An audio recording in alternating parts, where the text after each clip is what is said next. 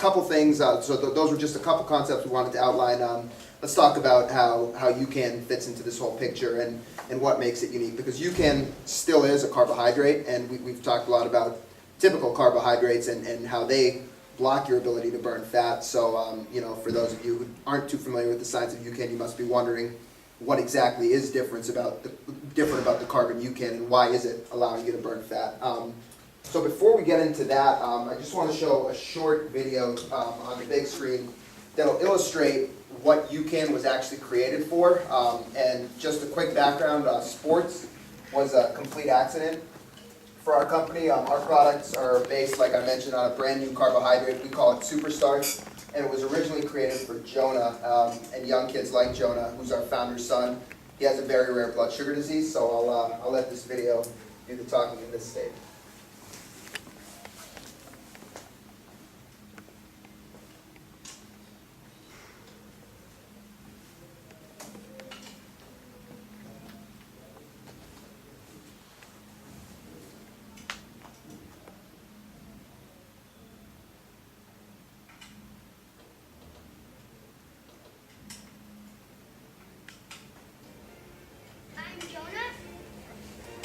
Seth and Varun. Wendy. Matt. Chris Varun. And I am. Generation UCAN. I am the original Generation UCAN. Jonah was born with a life-threatening condition that necessitated feeding every 2 hours. His family, however, refused to accept a life based on feeding schedules for their son. We would go to sleep at night and set 2 alarms, sometimes 3, on either side of the bed and across the room to make sure we wouldn't oversleep. And it was pretty much, we were always in a panic. We were always panicked about if we were gonna oversleep, so it was tough. Recently, Jonah and his family finally enjoyed their first full night of sleep thanks to Superstarch, a revolutionary new product and the key ingredient in Generation UCAN. I mean, I'll never forget the day we woke up and we were like, we just went 8 hours. I mean, it's like, I waited a few days for it to happen, and then I posted on Facebook that we did it. We were going 8 hours, and I mean, people were like calling us crying how exciting this was. I still believe in what you say. It's another perfect day. The story of Jonah and why UCAN was actually created is extremely important to someone like me. I really believe in the process, and UCAN started out as something that gave life to someone else. And now, UCAN is providing this one-of-a-kind dual-fuel energy source to the top long-distance runners on the planet. Superstarch burns smoother and longer without the spike and crash of sugar-based products, and uniquely allows the body to burn fat. New York City marathon champion Meb Keflezighi realized the benefits and joined Generation UCAN early on. Jonah and I have a special connection with him when we met in Boston and then now in New York, and you know, it was fun just talking to him what his teacher is and what his favorite subject is, and telling math, which was my favorite subject. What grade are you? Third. So what did you study today? I'm just glad to be part of his team. We got a little bit of why did kids like Jonah need something like Superstarch? What exactly was going on there? So who remembers 9th grade biology? So he has a disease called glycogen storage disease. They can't. So our livers are the only place where we can store carbohydrates that can feed our brain. And so these kids, they can't convert liver glycogen to glucose in their bodies. So at night, the way we all sleep is our liver releases sugars into our bodies to keep it circulating, so we stay asleep at night and don't have life-threatening low blood sugar. These kids can't do this, so before the 70s, they didn't even survive infancy. Because any carbohydrates they would eat would overload in their livers, and they couldn't release them, so it would cause fatty liver disease. And then also, you know, Wendy, as you saw in the video, our founder's wife, she was waking up 2 or 3 times a night, afraid that there was going to be life-threatening low blood sugar.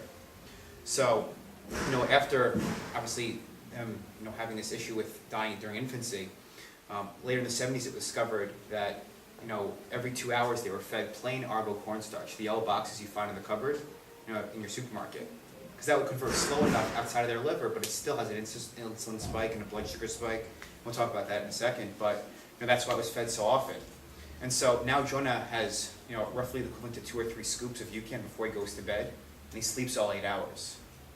So that was huge because it now keeps him asleep the entire night and stabilizes himself. And really what happened is that, Bob Siebehart, who's in the video, saw, what it was doing for those kids, then also saw our research that we had, and he basically said, this puts the athlete in an ideal performance state, it's going to change his profession, and change the way athletes view nutrition. So that was huge for us. We started with medical purposes, and with Bob's words, really went into sports, and triathlon was one of the first sports we started with. And then Meb, who you guys, some of you may be familiar with him, you saw in the video, he was one of the first athletes to really, so the research was there. Bob, as a coach, as a nutritionist, said, this research looks good. He had tested it on himself. Meb was the first athlete to really put this new way of fueling to the test, right around the time, late 2009, after he won the New York City Marathon. And we found out he was starting it 2 months before the New York City Marathon. It was in white packets and black letters. He started training with it. He took a leap of faith that was recommended from his nutritionist, and a big thing that Meb was having struggle with was, as he was getting older, he was having struggle processing a lot of the refined carbohydrates and sugars that he was used to fueling with, when he was younger. So he was looking for something that would be easier on his system and would allow him to train hard without having to take in as many calories. So that was one of the, and for somebody like him who's extremely lean, generally folks who are that athletically talented and who've trained their body that well are very good fat burners. So he was blown away by the impact that the product had on him, and so he was one of the first people from an athlete standpoint to validate it. So I think it's important that we just talk about what super starch is, because that's really the primary ingredient in UCAN. That's what sets it apart, and you guys obviously want to know what it is that you're putting in your body. So again, I'll defer to Seth. It's our starting ingredient. We start with that corn, but it's non-GMO corn. And then there's this natural cooking process. Over the course of 40 hours, we simply heat it and let it dry, and it elongates the carbohydrate. It also has a more complex bran structure, so it breaks down slowly in the body. And then, when you think about like bananas and bagels, the problem with them is that the enzymes in your intestines attack the carbohydrates rapidly, and the next place out of your intestines is your bloodstream. That's why there's a huge rise in blood sugar. So we're attacking slowly over the course of time, so it drips into your body. During this 40 hours, it's just simply cooked. There's no enzymes or chemicals used, because again, our first customers were 2-year-old babies, so it had to be natural for them. And so this huge glucose polymer, which is just a very long carbohydrate, but branches come up out of it, and that's what causes structure to change during the cooking process. So the enzymes attack across, but also upward, and it drips into the body. But the main thing you'll see in the next slide is that it steadily releases into your body. So it's not, so some things may claim to be like, no spike in blood sugar, like you might think like an oatmeal or something, but it won't sustain you the way UCAN does. And so that's the biggest point on the blood sugar curve. Now, we did our study at University of Oklahoma. It was on trained cyclists. This was published in the Nutrition Journal. They were hooked up to metabolic carts, blood draws, getting tested every 15 minutes. And the first finding was this blood sugar finding, where we're that red line keeping you very steady. We compared ourselves to maltodextrin, which is the very popular carb. Anybody use like GU or Hammer products here?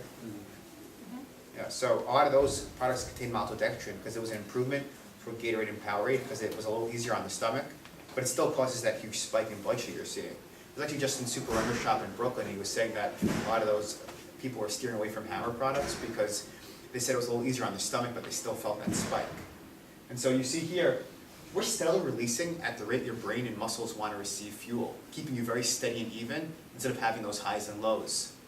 So that's the first thing. If you look at the endpoint of our carbohydrates curve, you're 4 hours later, you're still staying steady. And so it's so powerful 90 minutes into your exercise, especially if you do a brick or some type of workout like that, to not have your energy let down, especially after an 8 or 10 hour workday.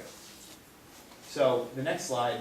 Yeah, and one big thing I want to point out here too is if for folks who are used to fueling with gels, there's a reason they tell you to take a gel every 35 to 40 minutes, or for some people a little less frequently, for some people more frequently, but along that baseline, if you look at where blood sugar starts to drop significantly with maltodextrin, it's right around that 30 to 35 minute mark. So there is some science behind their recommendations because they know what's happening. When your blood sugar starts to drop, you need to get that quick hit of fast-acting carbohydrate in right away so you can stabilize your blood sugar. So as Seth mentioned, what's important is, the key to feeling steady energy is keeping your blood sugar stable. Now before UCAN and the super starch, the only way to keep blood sugar stable was to keep feeding yourself calories repeatedly throughout exercise, or that was the most common way. So we're allowing you to accomplish that end goal without having to repeatedly fuel throughout the course of your exercise. So that's one point. Sorry, I just have a question. Yeah.